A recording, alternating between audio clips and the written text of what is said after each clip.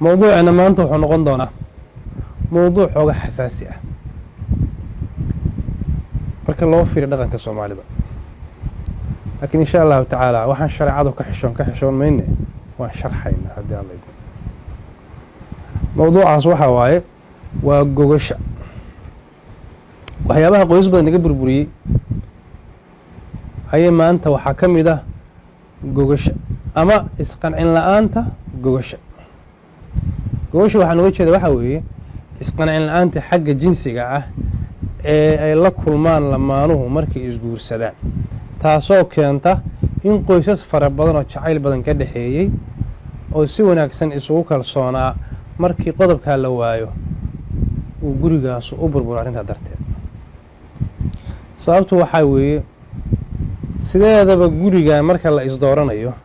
baahida koobaad ee labada qof haysta waa baahi jinsi ah oo la doonayo qofba qof kale inuu u gudo baahidiisa haddii baahida jinsiga ahayd la kala gudan waayo ama si dhammaystiran loo kala la isu qancin waayo halkaas waxaa ka imaan karta culayskaasna wuxuu keenaa wax walba oo qofkaasu haysto inuu uusan ku qanacsanayn tusaale ahaan haddii gabadhu gogasho ku qanci weydo oo weydo baahideeda jinsiga ahayd ninkeeda inuu u gudo kuma qancayso waxyaabaha kale oo dhan oo ay haysato waxna u tari mayso laana way haysatay gurigay ku nooleed bay u yaaleen waalidkeed bay la joogtay nolol inay haysatay fiican baa dhici karta waxay cuntay haysatay waxay ku doortay waa baahi jinsi oo iyada haysay hadda adigu marka fahmi weydo baahida jinsiga ah ama aad iska fududaysato waxa imaanaya qoys burbur baa ku imaanaya marka annaga mawduuca hoos u geli doona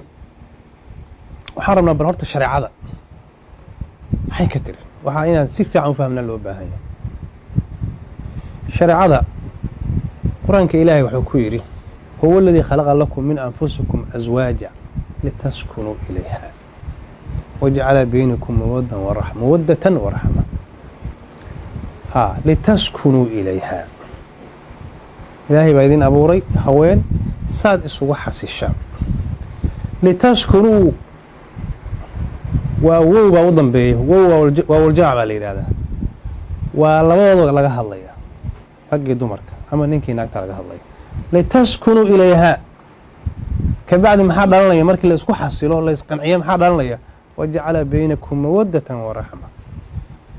bacdu taskina ayaa waxaa bilaabmaya jacayl iyo naxariis dhexdiina laakiin haddii la waayo litaskunu dhexdiina inay ka bilaabato ama ka dhacdo haddii la waayo oo qofka kale uu xasiliyo baahidiisii jinsiga ahayd uu u gudo ka dharjiya dhibkii culayska iyo kulaylka jinsigu ahay ka dharjiya haddii la waayo waxaa imaanaysa dhinaca kale inuu dhacdo oo ah in lagu kala boodo gurigii in la isnaco in la ismaaragtay isha aan la isjeclaan dhibaata halkaa ka abuurmaysa dhinaca dhaqanka markaad fiirisa Soomaalida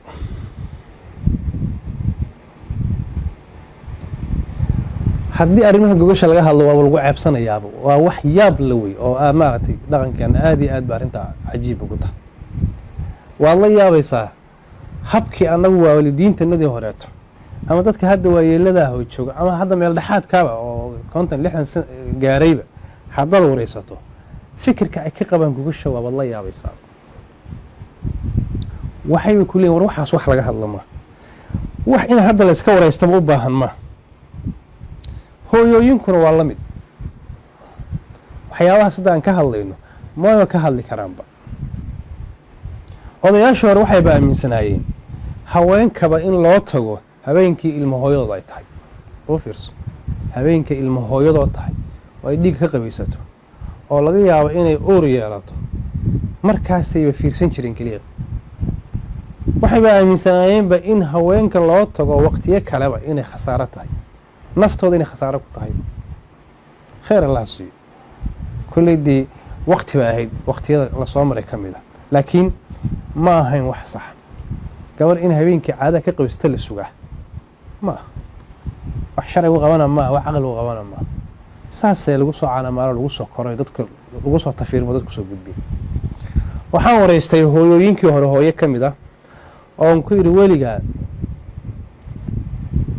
adiga iyo maxaan ku yiraahdaa xaajigaagu adoga oo jirkaagii bannaan yahay oo qaawan weligaa ma ku arka waxay ugu tiri markaa aniga korkaygoo bannaan ninkaygu arkaya doqon baan ahay bay tiri doqon weligay korkayga bannaankaygu ma arag bay tiri haw marka see ilmo lagu dhalay seebaa lagu soo koriyey see nin iyo naag lagu soo kaha sidaas si lamid a odayaashii hore qaar aan wareystay inaan wareystay yaa waxaan ku yidhi weligaa xaaskaaga ma dhunkato nin oday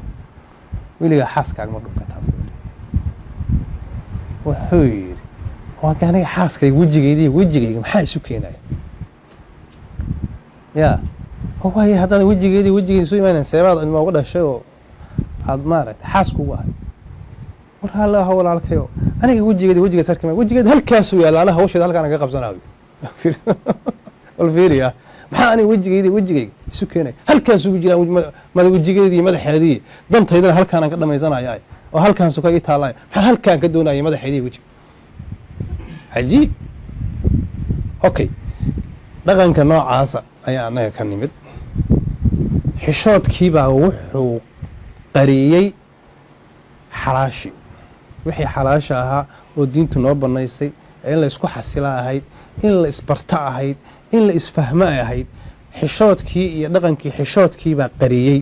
wixii xalaasha ahaa wixii xalaasha ahaabaa waxaa loo arkay wax la qarinayo mama rabo saas haddaan marka dhaqanka noocaas aan ka nimid oo aan baadiyahaas ka soo jeedno waxay aada iyo aada ugu badan tahay maanta dadkeena magaalooyinka jooga oo maanta ama waxbartay ama siyaasiyiinta ah ama ganacsatada ah dhaqankaas dhaqamo aada ugu dhowdhow baan leenahay marka loo fiir dhinaca gogasha ma fiirino kama fakerno gabadhaan gursina guri waa noo joogta xaas waa noo tahay laakiin habkaan u macaamilayno hab marna aan ka fakerno gogashaas xaqa ay leedahay in la waguto si dhammaystiran laba dhinacba ah 20% baa la oran karaa dad ragga Soomaalida ah ayaa arintaas maskaxdooda ay ku jirtaa waxaa la oran karaa in badan oo kamid waa halmaansan yihiin waqtigan marka hadda casriga ah oo adduunkii mobilka gacantaada ku jiro oo meesha doonto si fudud ula xiriiri kartid oo qiso kasta iyo dhacdo kasta oo maanta dunida taala mobilka lagu soo shubay gabdhaha maanta jooga haddii aan gogashooda sida ay rabaan ama ay ku qanci karaan uusan ninkeeda u samayn maxaa ka dhalanaya laba arrimood oo weyn baa ka dhashay sababta maanta adduun waxaa la joogaa maanta miniteska wixii dhaca halka ay ku jiraan adduun waxaa la joogaa maanta qof walba wax akhriyo inta badan dareenkiisu soo jeedo gabadha waxay guriga u timid ay og tahay guriga waxay u timid gabadha waa garanaysaa adna waxaad guriga keensato garanaysaa dhaqmaad baad u keensatay dhaqmaaduna waa inaad nin u noqoto iyadoo ay naag u noqoto haddii la kala waayo marka xal guriga ka dhici maayo waxa gabdho badan garoob ka dhigay waa fashil ay ku fashilmeen baahidii gurigeeda inay si dhammaystiran u hesho furiin fara badanna wuu ka dhashay waxaad arkaysaa gabar dhalinyar oo wiil dhalinyaraha qabo oo mutacallim ah ama ganacsada ah oo la ifuro hal la ifuro ma doonayo haddaad weydiiso taa sababta aad walaal furiin ku doonaysaa maxay tahay waxay ku leedahay anaa og ma doonayo aniga garanay mar rabo waa nacay inta ma dhaafin karaysid waay waxay ka xishoonaysaa inay tiraahdo anigu gogashii waan ku hungoobay gogashii waa ku hungoobay inay tiraahdo yay ka xishoonaysaa hadday saa tiraahdana cid ku garab istaagto tiraahdo arrintaasu waa sax ma helayso liannahu ceeb baan bawrana xagga dhaqanka markaan raa war gabadhan guriga meesha waxay u timid inay nin hesho inay gogasha ku qanacdo hadday weydo inay sheegato xaqay u leedahay inay ka hadashaan xaqay u leedahay asaga inay ka bilowal raay u sheegto aysan ka aamusan tira saan sax maaha inay frustration iyo madax wareer iyo caabuq madaxa ku dhaco gabdhihii kurigood madaxa ka wada xanuunsan yihiin waxaa sabab u ah qanacsanaanta aysan ku qanacsaneen gogasha iyo ogaansho la-aan ragga gruubkana ragganagii aysan ogeynba arrintaasu muhiimadda ay reerka u leedahay furiin fara badan bay noo keentay kala tag fara badan bay noo keentay arrintaa waa in ragguna ku baraarugaan gabdhuhuna waxaa la rabaa inaysan qarsan mushkiladaas ay sheegaan dhinacaas waxaad moodaa waxyaabahan adduunkan saaran oo ilaahayna siiyey tusaalooyin fara badan baa ku jira. shimbiraha bal tusaale u soo qaado qoolleyda la dhaqaalaysto oo magaalooyinka lagu koriyo. ninku shimbirta uu asagu uu saaxiibta u leeyahay ama uu waa qabaan ciyaalku dhaha markay yaryar yihiin shimbiraha kale kuma qarsoonto. muxuu sameeyaa markuu rabo inuu boodo miyuu iska boodaa? iskama boodo. cabaar buu ku dul wareegaa, waa ku guuxaa. isagoo guuxayuu ku dul wareegsadaa. markii cabaaru ku dul guuxa kadib buu cunto siiyaa. cuntada markuusa iyadoo raalli ah shimbirtii iyo u fariisanaysa markaasuu boodaa. ula fiirsada. waxaa taa la mid ah digaagga. diiqu digaagga halkaa iyadoo joogta ayuu halkaasoo kale cunto ugu yeeray quququq buu leeyahy. waa u soo ordaysaa oo imaanaya. baaltaag wax la yidhahdo sameeya cabaar buu ku dul wareegay. hadba gees ka soo galaa. u yeeristaasuu u yeerayo iyadu waa ogta. digaagtu waa ogta. haddii digaag kaleoo iyada la mid ah oo dhadig ah ay u yeerto uma tegiso. wuxuu ugu yeerayay way ogta. waa hadalkii ka horreeyey mubaasharada wey, macaasharada wey. baaltaaggaas kadib ayuu boodaya. digaaggii shimbir baan ka liidanaa haddaan rag nahay. digaaggii shimbirta miyaan ka liidanaa? maan gabdhaha anaga marka horeba la hadalno, maanu sheekayno, maan hadal jacayl iyo wanaag iyo xurmo la niraahno, maan jawi fiican kula hadalno, maan ka qoslino, maan la farka cayaarno. maxaan ugu soo boodaynaa sidii maxaan ku idhaahdaa qof kaa fakanaya ama kaa cararaya? maxaan ugu soo boodaynaa? waxaan aqaanaa rag badan oo farka cayaar iyo sheeko iyo qosol iyo jacayl gabadhooda iyan ka hormarin isaga habsanaya xaasaskooda oo kul warni anu wax maba garanayaba saan u socdan baa isaga habsadaaba. ma xoolaa? inna lillahi wa inna ilayhi raajicuun. war qofkan waa qof dareen leh oo fikir leh oo waxaa kugu jira oo dareenka adiga ku wada saa u baahan tahay inaad u dhartid dareenka uga baahan tahay. kuwa kale gabadhooda waaba kufsadaanba. waa kufsadaan markaan leeyahay xaaskooda waqti aan munaasib ahayn ayay laga yaabaa iyo meelaan munaasib ahayn yaa laga yaaba inta guri weyn inuu qolmarojinta ku dhufto oo qolof ku dhufto oo dantiisa gubta isaga tago. waana naga dhacdaa inta badan guryahanaga way ka dhacdaa.